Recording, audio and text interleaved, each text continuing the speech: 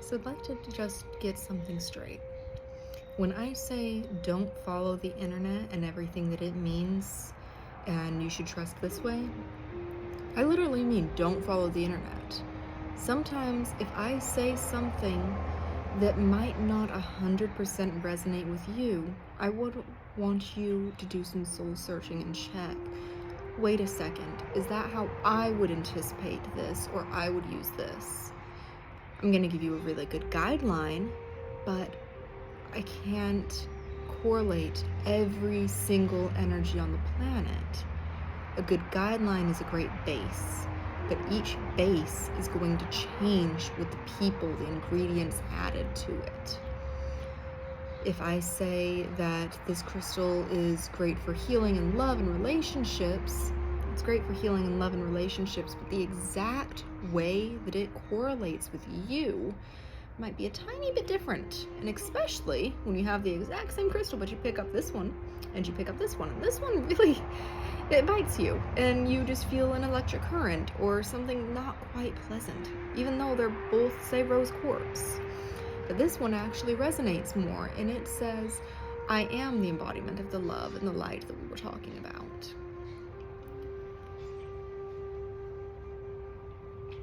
So just don't be afraid of saying that doesn't correlate to me.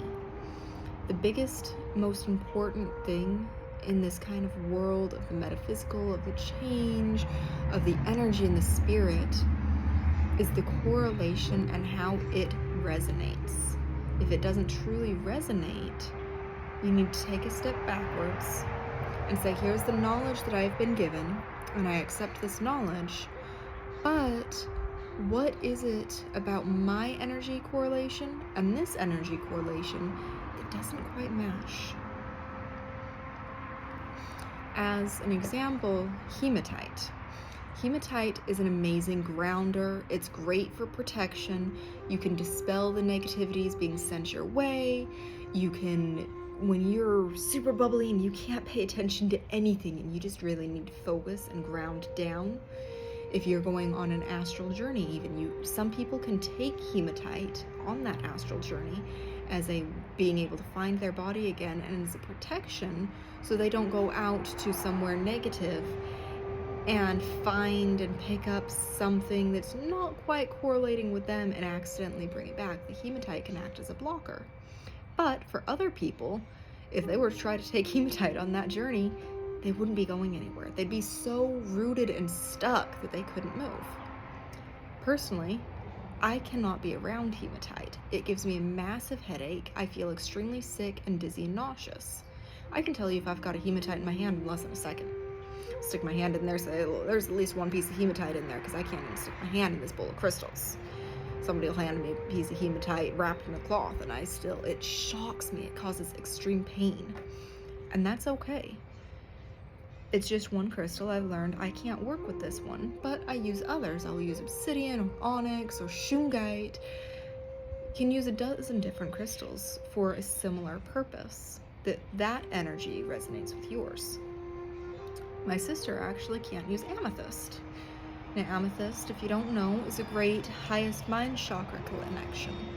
But she's already at such a level normally that the way her energy flow and the amethyst's energy flow mesh make her extremely uncomfortable, and she's not able to connect to that energy. And that's totally fine. So she's gone and found different alternatives as a highest mind connection chakras that aren't necessarily amethyst. Now, on that note, there are a million crystals out there. There are bound to be a couple of crystals that have similar energies or the same idea of patternings. There is going to be more than one crystal on the planet that is for connection and love. Rose quartz is not the only one you have to turn to, just because it's the one everybody's talking about. You've got Morganite, you've got Kunzite. If you haven't tried Kunzite, I personally love Kunzite. That's my new favorite stone right now. Now, I've gone and lost my train of thought. But If one stone, one crystal doesn't work for you, first of all, try a different piece of the same crystal. If you're not connecting to this Morganite, try a different Morganite. It's not every crystal, like not every person, is the same. Even though they've gone to the same school or they're from the same area, they're going to be their own personality. Now, if you've tried a bunch of them and you're really just not connecting with that hematite, no matter what you do, you're trying, okay, don't punish yourself for that. It's an energetic flow that's not correlating to each other. So try a different crystal. Okay, well, what are the things that I want out of this hematite? Well, I want the grounding part. So let's look at some other grounding stones. Maybe you haven't tried red jasper for grounding. Really cool story on that one. Don't let me forget. Maybe you haven't tried red jasper for grounding. Jasper is going to grab that chaotic, mixy, everywhere going energy that you just can't quite focus in. It's all, and jasper grounds it like the roots of a tree. Everybody wants to be, and they think they want to be up at the top of the tree, up at the crown chakra and the spirit. But what they forget is that tree has two sides.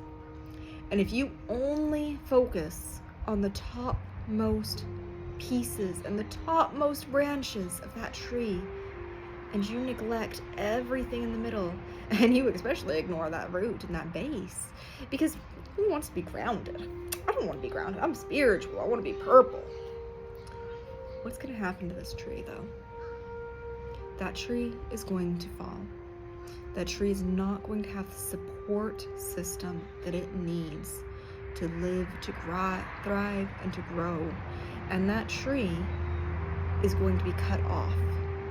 And suddenly, you're going to be floating in space. You're not going to know where you belong. You're not going to have that structural root, absolute necessary for life portion. It is vital that you connect to the entirety of your being. You don't cut off this section because, okay, fine, I want to be pretty and spiritual, but I guess I have to have my roots, so just forget that part. That's going to make you feel extremely disconnected, most likely nauseous because you're cutting out your stomach area. If you're cutting out your heart area, you're just going to feel super cut off. And if you cut off your heart, everything feels funky. It's all going to fall to hell. You have to connect to your entire being.